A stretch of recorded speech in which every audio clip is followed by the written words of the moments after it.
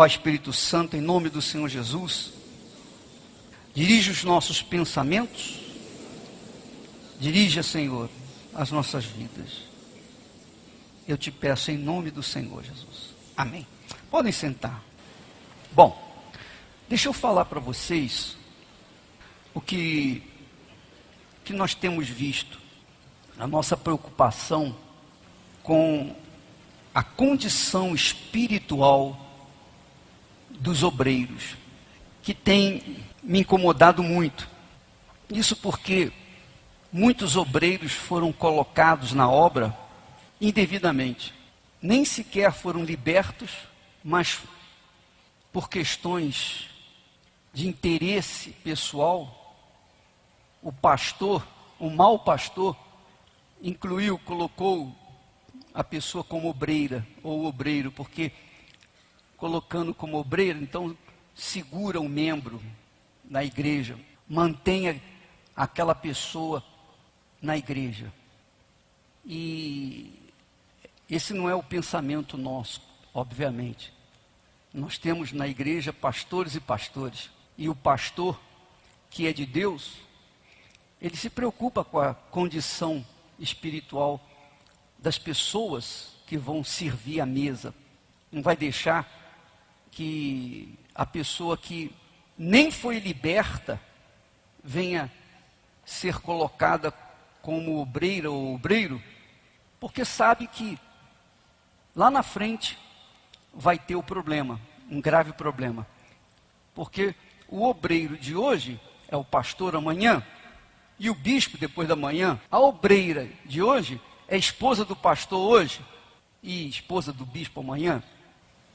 Então, há um desenvolvimento da obra dentro da igreja universal, dessa forma natural. Então, vai alcançando. E se o obreiro ou a obreira não foi liberto, quando é obreira, quando passa a condição de obreira ou de obreiro, fica pior. Fica mais difícil para ser liberto. Por quê? Porque ela automaticamente, quando se é colocada como obreira, ela se acomoda na fé. Se acomoda. Ela cai naquele sistema. Bem, agora eu já alcancei a minha parte espiritual, agora eu vou trabalhar para a minha parte emocional, constituir família, etc. Quer dizer, ela deixa a visão espiritual para ficar na parte material, muitas delas. Então isso é um problema grave, gravíssimo. Então é preferível que a pessoa realmente passe pela fase de libertação, passe pela fase do novo nascimento, do encontro com Deus, batismo com o Espírito Santo, para que então possa poder ajudar as outras pessoas. Essa é a realidade. Esse é o caminho certo, as várias fases da pessoa que vai servir a Deus. Primeiro ela é liberta, depois tem um encontro com Deus, batizada com o Espírito Santo, aí sim, ela está pronta para fazer a obra. Mas se não aconteceu a libertação, então não aconteceu nada. Ela continua morta. Mesmo que seja obreira ou obreiro, mesmo que venha a ser bispo, o que adianta? Vai ser um instrumento na mão do diabo dentro da igreja.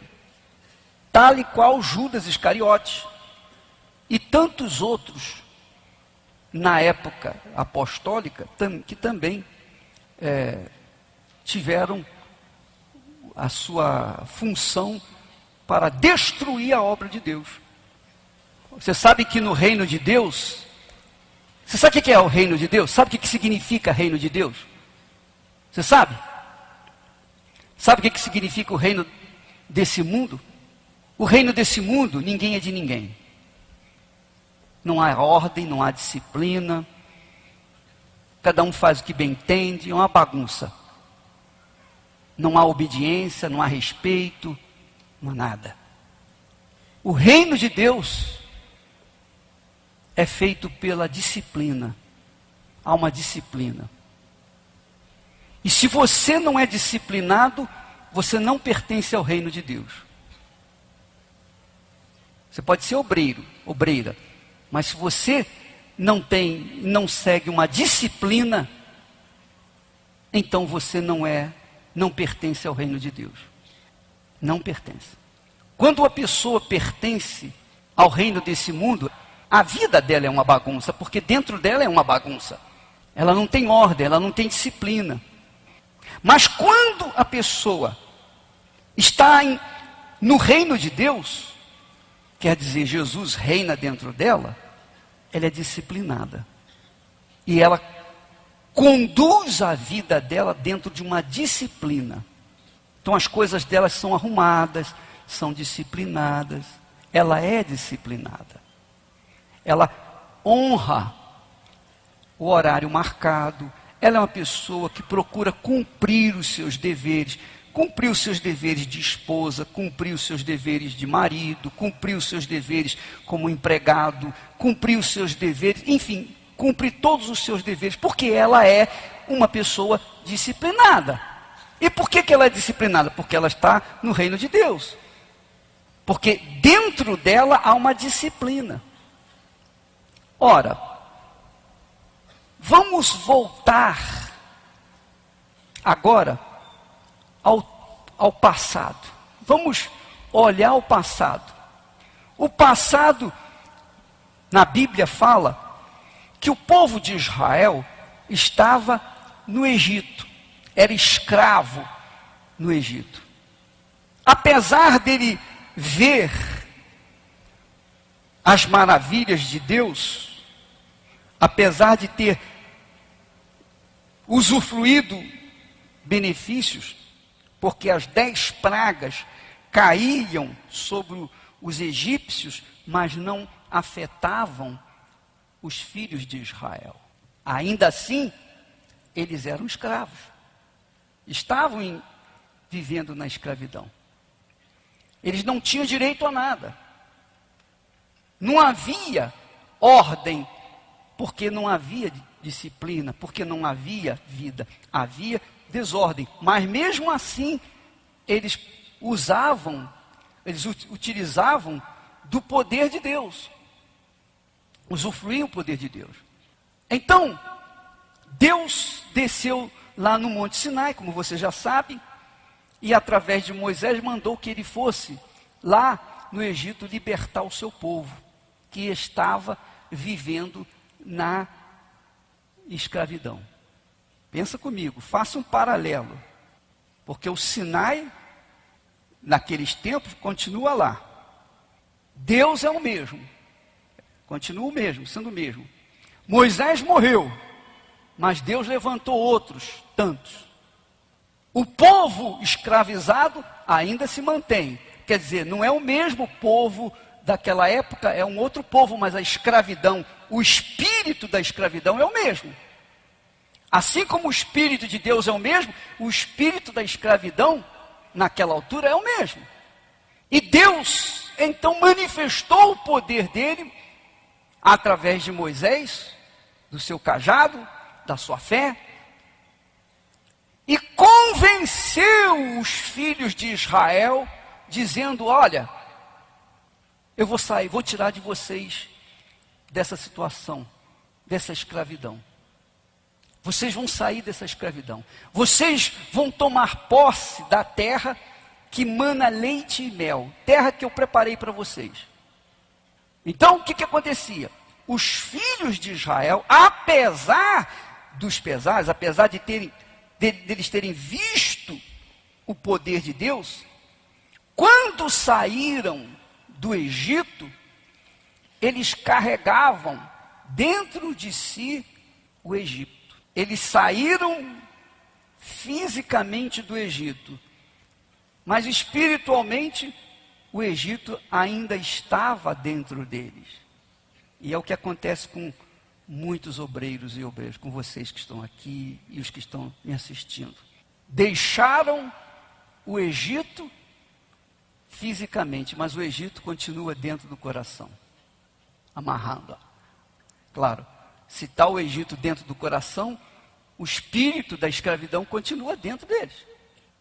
Então, do ponto de vista espiritual, como pode uma pessoa que era oprimida, que era perturbada, que vivia no inferno, passou pelas condições, pelas fases de libertação, de cura, de milagres, de encontro com Deus, e depois receber o Espírito Santo, e agora são obreiras e vivem uma vida tão mesquinha, tão miserável quanto viviam na época em que eram escravas do diabo. Como é que pode isso? Como é que pode? Explica. Eu não entendo. Eu não consigo compreender isso. Vocês conseguem entender isso? Eu não entendo isso. Eu não entendo. Eu simplesmente não compreendo. Como é que uma pessoa que outrora era cheia de demônios, hoje é obreira ou obreiro, mas a vida espiritual, a vida em si não mudou. Continua com os mesmos problemas antes de ser liberta dos demônios. Continua com a mesma vidinha indisciplinada, e a prova está, eu vejo aí a prova. Como é que pode isso? Me responda, me responda, me faça entender isso. Porque biblicamente, espiritualmente, se você foi liberto do espírito da escravidão, então você está agora no Espírito de Deus, o Espírito da liberdade. Onde há o Espírito de Deus, aí há liberdade, está escrito. E se há liberdade, há conquistas. Porque quando você está na situação de escravo, então está certo.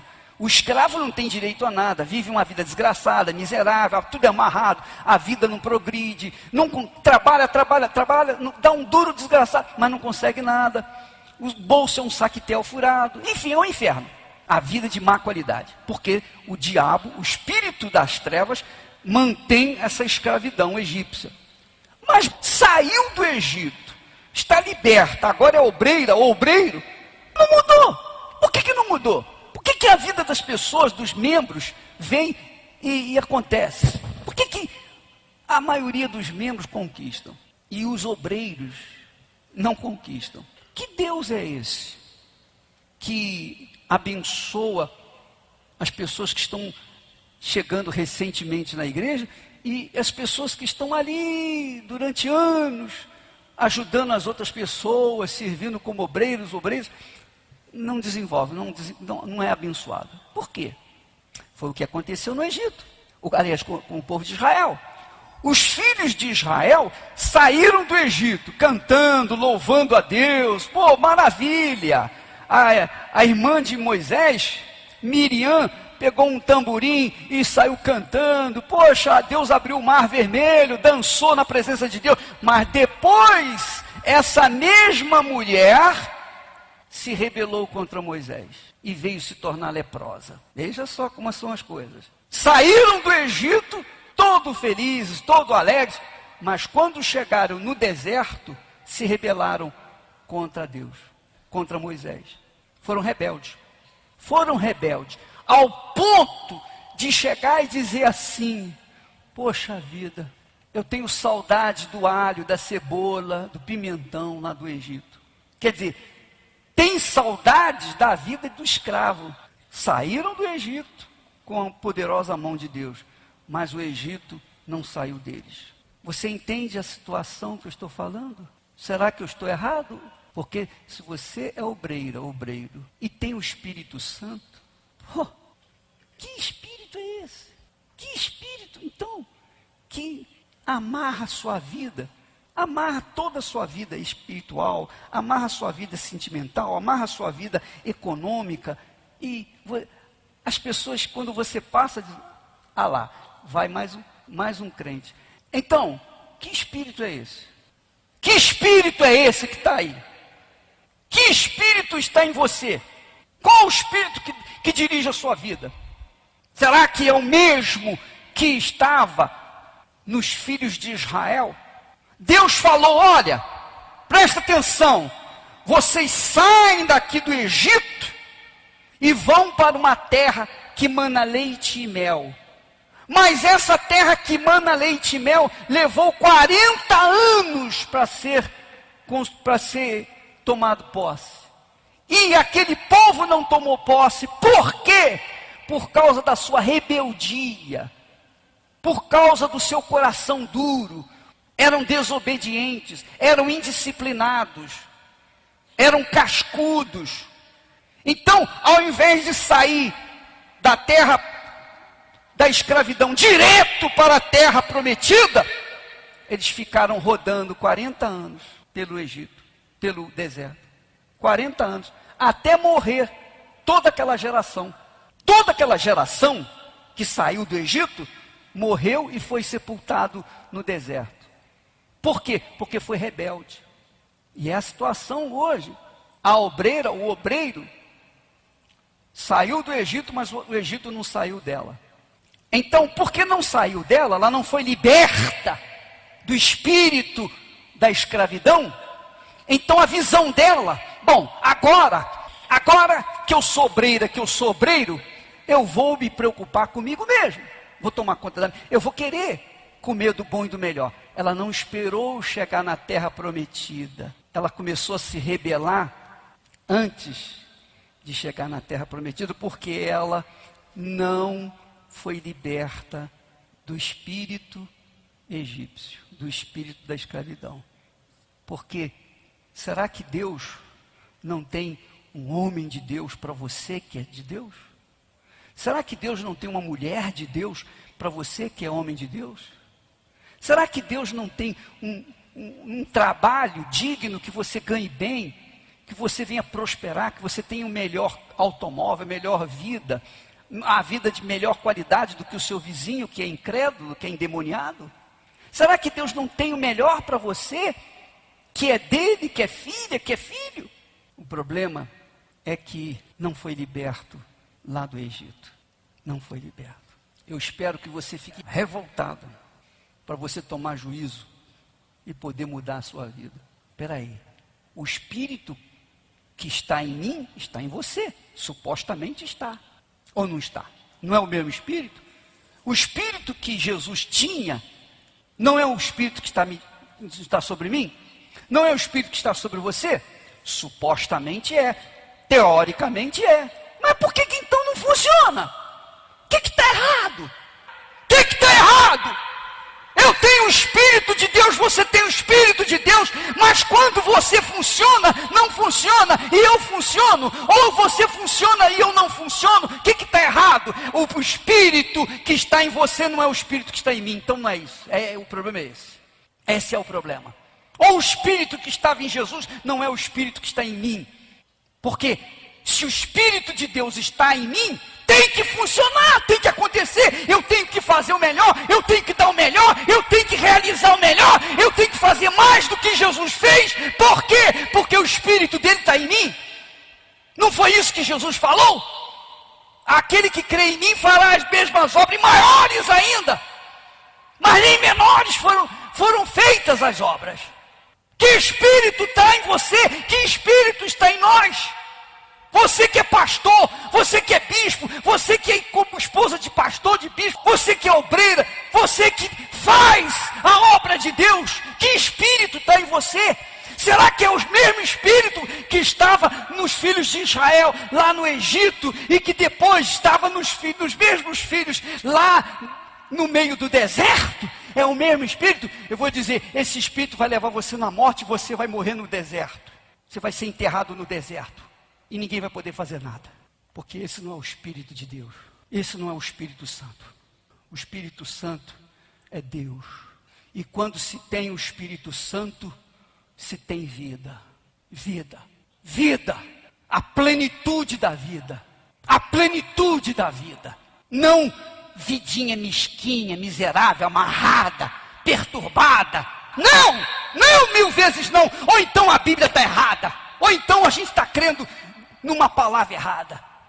Eu não aceito isso.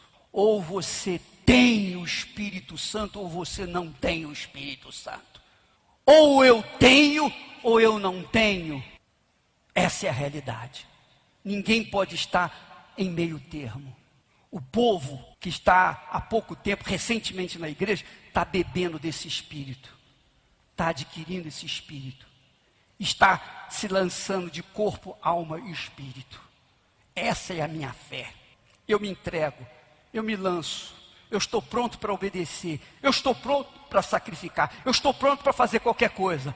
Mas os que estão na igreja há muito tempo, que são os obreiros, que são as obreiras, e que estão aí os pastores, estão pensando no alho e na cebola lá do Egito. Estes vão morrer no deserto e não vão ver a terra prometida. Mas os que estão chegando, os remanescentes, que estão se entregando de corpo, alma e espírito, esses vão entrar na terra prometida e vão comer, vão beber do leite e do mel que Deus tem prometido. A vida dessa gente, ela sai do Egito e vai direto para a terra prometida. Mas os que têm dentro de si o espírito do Egito estão rodando em círculo. Eles rodaram pelo deserto 40 anos. Deus falou: não, vocês não vão direto para lá não, agora vocês vão ficar rodando aí. E ficaram 40 anos rodando no deserto. 40 anos significa uma geração. A geração, naquela altura, 40 anos. Então aquela geração ficou rodando até morrer. Morreu o pai, morreu a mãe, morreu o irmão e tal. Os filhos daquela geração foram os que entraram na terra prometida, sob a liderança de Josué e Caleb. Nem Moisés entrou, viu de longe, porque absorveu o espírito da rebelião. Essa campanha de Israel tem o objetivo de tirar do Egito os escravos, a vida de escravo.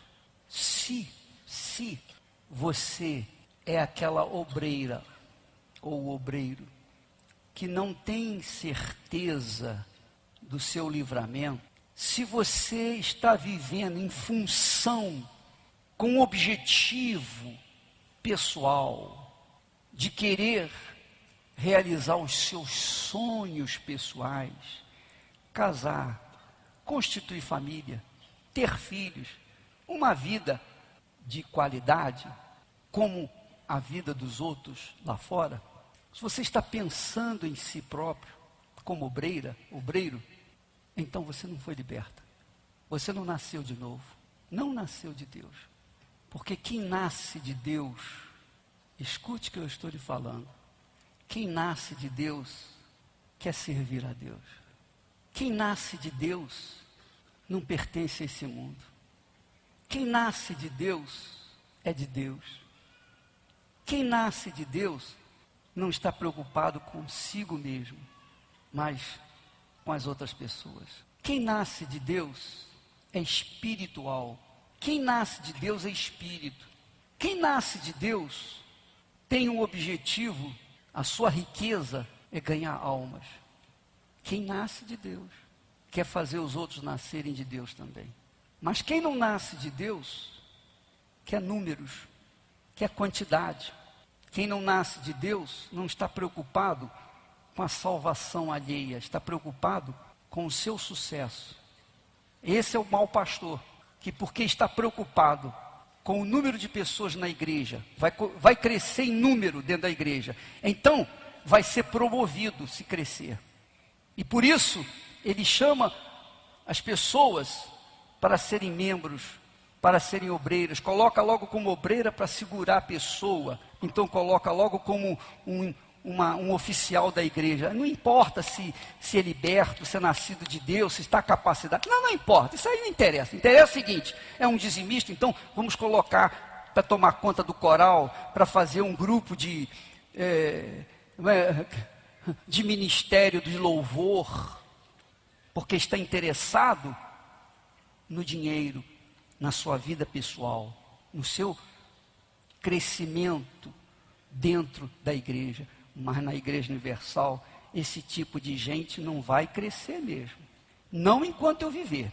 Porque enquanto eu viver, e enquanto viverem aqueles que têm o meu espírito, os fingidos, os dissimulados, os enganadores, podem até crescer, mas chega um tempo que eles são revelados.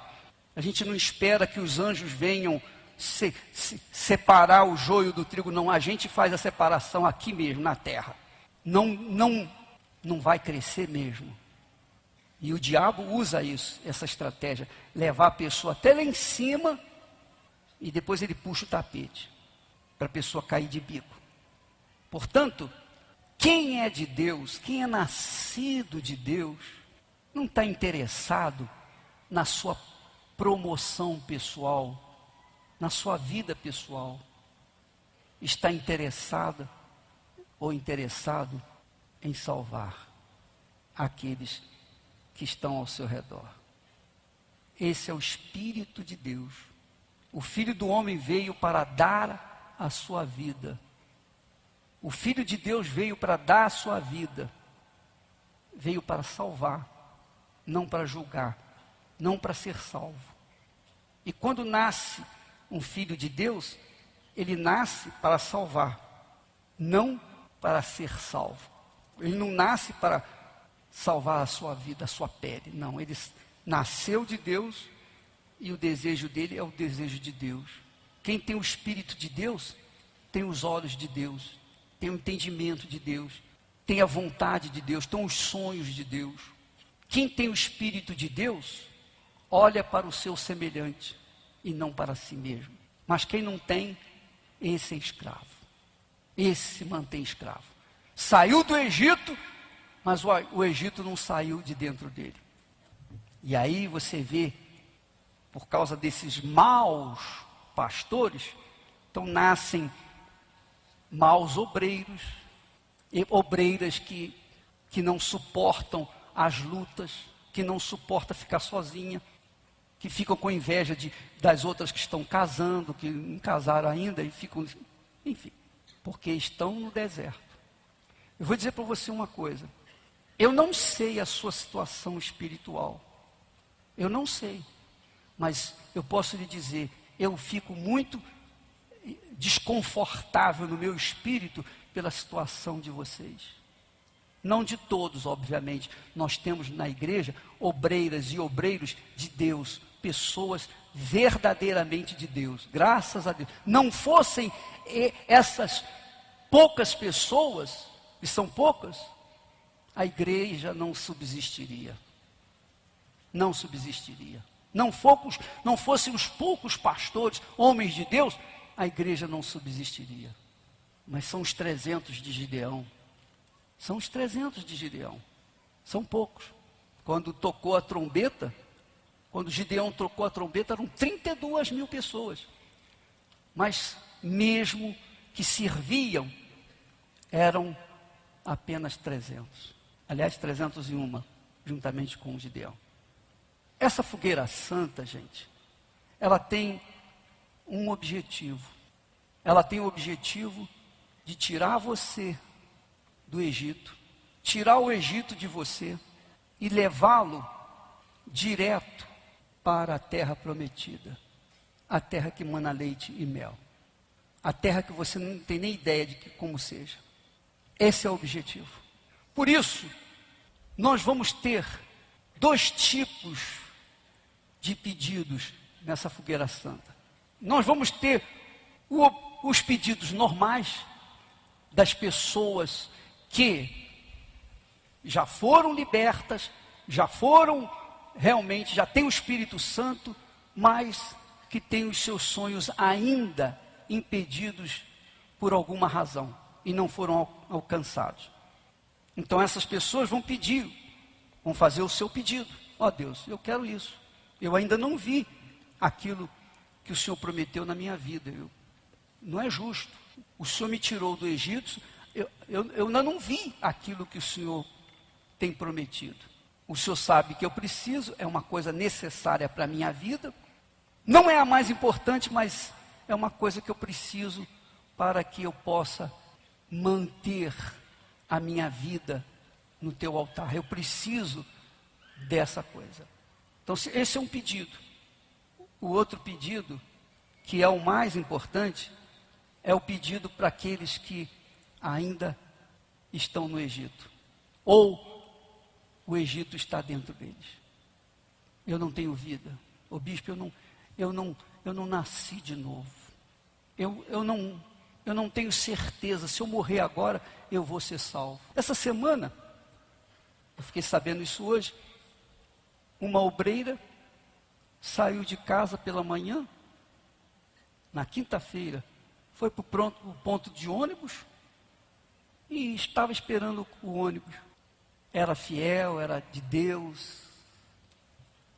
E veio um bandido, apontou a arma e disse: me dá a sua bolsa.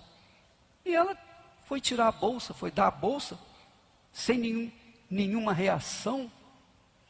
Mas ele, do nada, deu um tiro na cabeça, ela morreu na hora. Uma obreira. Uma mulher de Deus. A filha também é obreira. E a filha ficou tranquila, porque ela sabia que a mãe estava bem salva. Quer dizer, uma dor imensa para a filha e uma perda de uma pessoa fiel a Deus. Buscar explicação para um ato de violência desse, eu só entendo uma explicação. A Bíblia fala lá em Isaías que Deus remove a vida do justo antes que lhe venha um mal pior. Então Deus permite às vezes que a pessoa seja removida estupidamente para que ela possa, a sua alma seja salva. Porque certamente, se ela permanecesse, poderia com certeza perder a sua salvação. O pastor também foi levar o auxiliar para tirar a carteira de motorista e uma bala perdida alcançou e tirou a vida dele. Deus permite para que o servo dele não perca a sua salvação. E se por acaso um de nós sair ou perder a vida estupidamente, de forma violenta, quem é de Deus, não tem problema não, é até melhor. Não foi isso que Paulo falou? Ele disse o quê? Para mim, o morrer é prejuízo e o viver é lucro. Amém? Para mim, o morrer é o quê? É lucro. E é lucro. Para quem nasceu de Deus, o morrer é lucro. Não tenho dúvida. Mas o viver é sofrimento. É Cristo, que significa sofrimento. Você está preparado para morrer agora? Você está preparado? Se você morrer agora, você tem certeza da sua salvação? Se você não tem certeza, é porque você está no Egito. Você ainda está no Egito, ou então o Egito está dentro de você. Cedo ou tarde, se você continuar nessa situação, você vai morrer no deserto. Se você tem certeza, se não há dúvida nenhuma, se você tem certeza que o Espírito Santo está em você, que você é de Deus, então, minha amiga, meu amigo, você não pode aceitar a vida mesquinha e miserável que tem vivido. Porque essa vida mesquinha e miserável não foi a que Deus prometeu para você. Ou foi? Não foi. Se a sua vida está amarrada, é porque tem alguma coisa errada dentro de você. Pode ter certeza disso. Porque quem tem o Espírito Santo, a sua vida é livre. Perfeitamente livre. Então, nós estaremos levando o pedido, não será um pedido. Você não vai escrever um pedido, você vai colocar o fio de cabelo. O seu fio de cabelo é o seu DNA, é a sua vida. E você vai colocar toda a sua vida no altar natural de Deus, que é o Monte Sinai. Toda a sua vida, toda a sua força, tudo que você é, tudo que você tem, tudo que você pretende ter, tudo que você pretende ser, tudo, 100%. Você vai colocar toda a sua força nessa fogueira e não colocar apenas alguma coisa nessa fogueira. Não se trata de dinheiro, mas se trata do que representa toda a sua vida, todo o seu esforço, tudo que você é, tudo que você pretende ser. Você vai colocar o seu ser por inteiro. O fio de cabelo é a sua vida. Nós vamos levar a sua vida para o Monte Sinai. Nós vamos levar a sua vida para que você venha ter a experiência de conhecer o Senhor Jesus Cristo e ter a sua vida transformada. Se por acaso você já aconteceu o seu novo nascimento, você saiu do Egito, o Egito já saiu de você, o espírito do Egito já saiu de você, você é livre, então você tem um pedido, então coloque o seu pedido. Você não precisa botar o fio de cabelo, porque a sua vida já foi colocada no altar. Entendeu o que eu estou falando? Sim ou não? Mas como que você vai conquistar uma vida de qualidade, economicamente, familiarmente, se você ainda dentro de si tem o espírito da escravidão? Não adianta você querer consertar do lado de fora para depois reparar do lado de dentro. Não, primeiro você tem que começar aqui dentro. É a sua vida, é o seu coração, é a sua mente, é o seu ser, é a sua vida. Será que foi claro? Testemunho da moça, essa manhã, ela veio na igreja, a vida amarrada, presa, levou 4 anos para receber o Espírito Santo. Aí sim, hoje é empresária, tem 550 empregados. E ela era empregada quando chegou aqui. Ela ganhava R$1.000 nos dias de hoje, se fosse no dia de hoje. Hoje ela tem 550 empregados. Mas primeiro, ela buscou o reino de Deus. Lembra que Jesus falou? Buscai, pois, em primeiro lugar, o reino de Deus. Porque se não buscar o reino de Deus, se o reino de Deus não estiver dentro de você, você vai correr atrás do vento. Não vai acontecer nada. Entendeu o que eu estou falando? Olha a sua vida. Olha a sua vida. Ô bispo, eu tenho que sacrificar. É você que tem que decidir isso. Mas quanto vale a sua alma? Quanto vale a sua alma? Quanto vale uma alma? O que é mais fácil? Você conquistar economicamente ou conquistar a salvação eterna? O que é mais fácil? Você ser curado de um câncer, a pessoa ser curada de um câncer mortal ou alcançar a vida eterna? O que é mais fácil? Hein? Honestamente, o que é mais fácil? O que é mais fácil? Ser curado de AIDS ou alcançar a vida eterna? O que é mais difícil? A pessoa ser curada de uma AIDS ou alcançar o reino de Deus? Então você há de convir que as conquistas materiais são mais fáceis do que as conquistas espirituais. Concreto? Está certo isso? Ora, se a conquista material é mais fácil do que a conquista espiritual, que é a salvação eterna, por que então que até a conquista material não tem acontecido? Quer dizer, se o mais fácil não tem acontecido, você acha o que vai acontecer com o mais difícil? Entende onde eu quero chegar? Se as coisas mais simples, mais fáceis, não são conquistadas, imagine a mais difícil. Ou não é? É ou não é? Usa a cabeça, usa o seu raciocínio.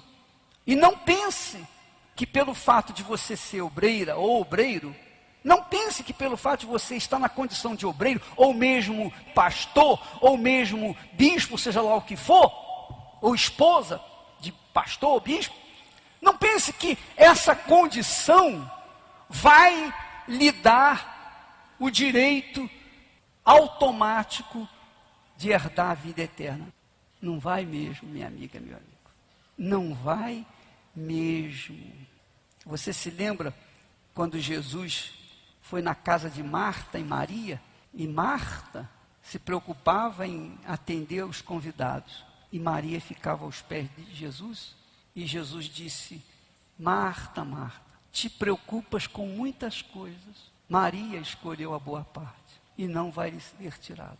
Quer dizer, não é porque Marta e Maria eram irmãs de Lázaro, que era muito amado por Jesus. Lázaro era muito amado por Jesus.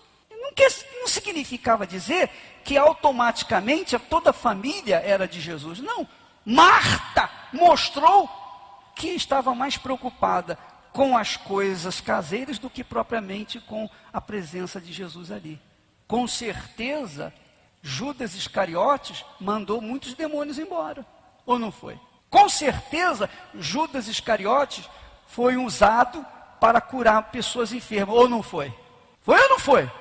Porque Jesus mandou os discípulos a curar, libertar, não foi isso? E eles voltaram o quê? Tristes? Não, eles voltaram o quê? Alegres. Só que não significava, naturalmente, que eles eram de Deus. Porque Judas manifestou depois o Espírito que estava nele. Então não é porque você está servindo a mesa que automaticamente você vai estar no reino de Deus. Ou vai entrar no reino de Deus, na salvação. Deus não olha o que você faz, o que nós fazemos. Deus olha o que nós somos. Nunca se esqueça disso. Deus nunca olha o que nós fazemos, mas o que nós somos. Porque se nós fazemos coisas boas, nós fazemos também coisas erradas. É ou não é? Imagine se ele for olhar para as coisas boas e erradas. Você acha que as coisas boas iam superar as erradas? Não.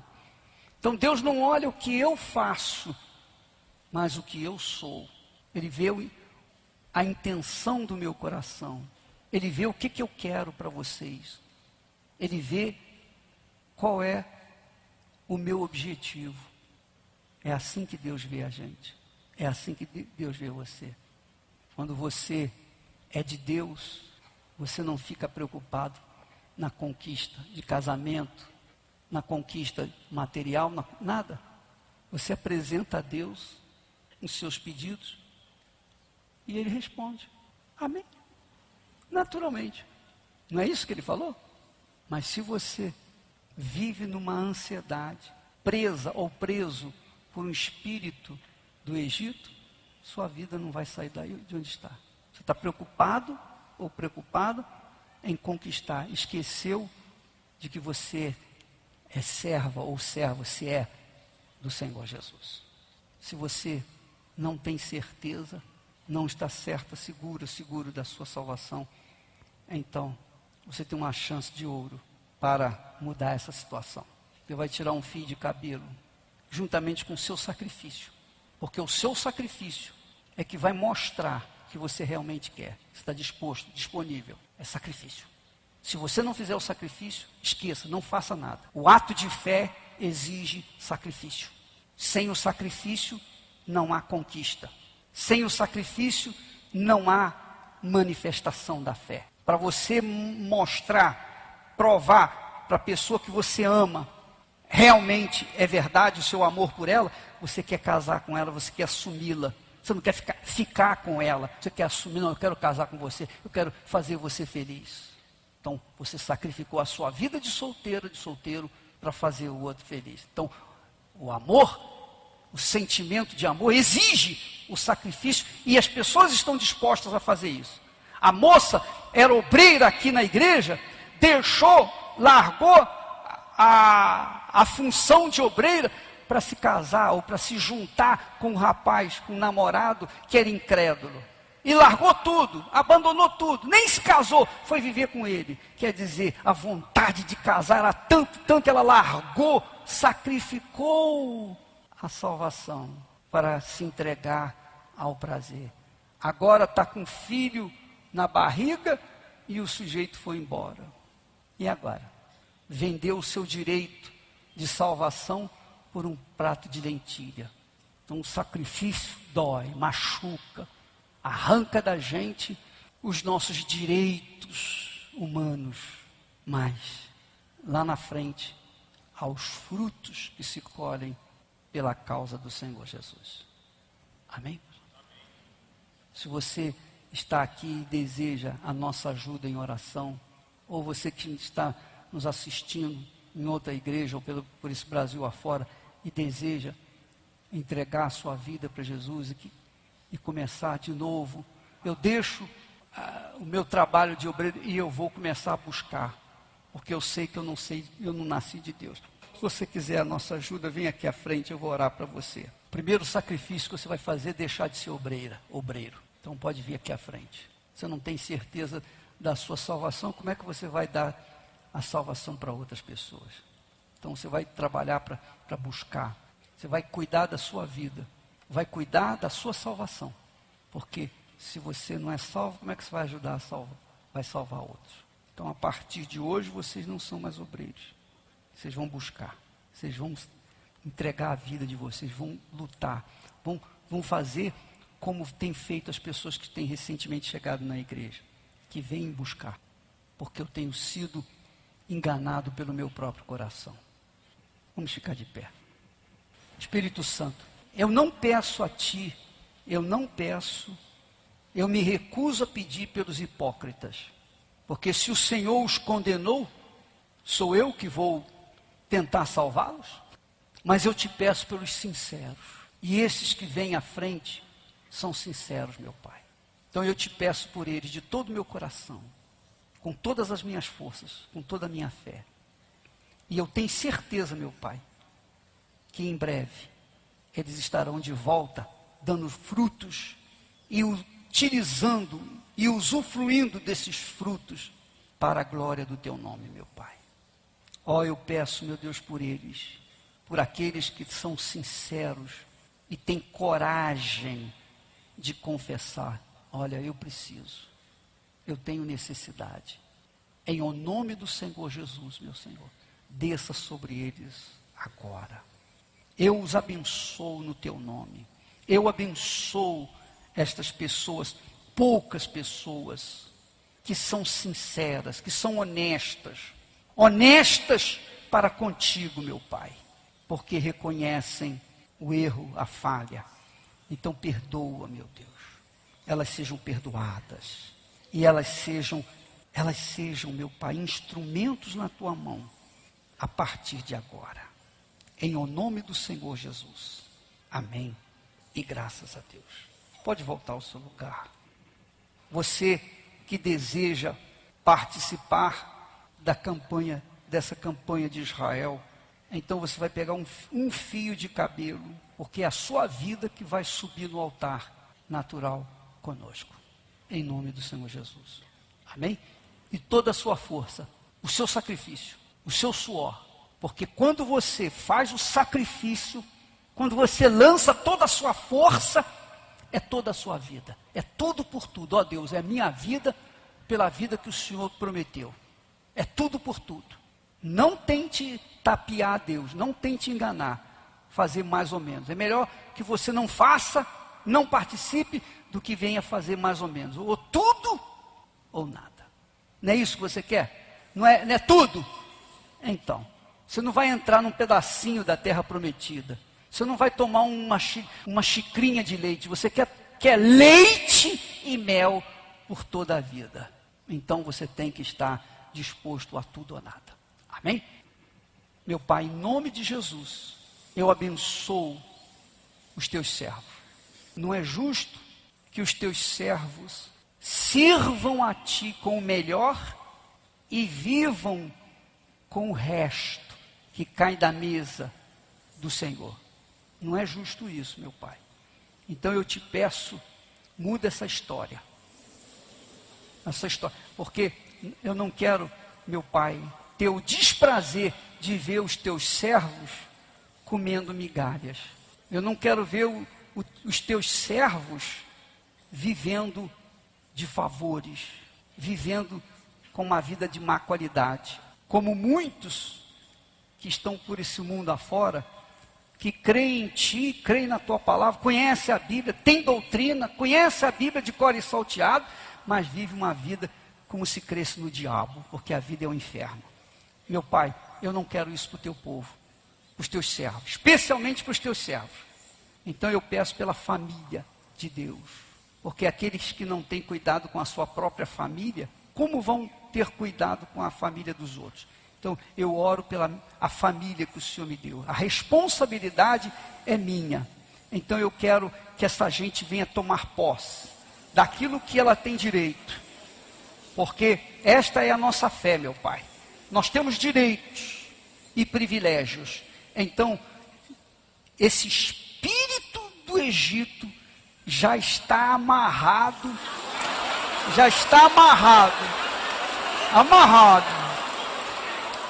E eu peço, meu Pai, que o espírito de obediência, o espírito de fé, o espírito de Deus, de disciplina, esteja com cada um deles, desde agora e para sempre, em nome do Senhor Jesus. Amém. E graças a Deus. Deus abençoe em nome de Jesus.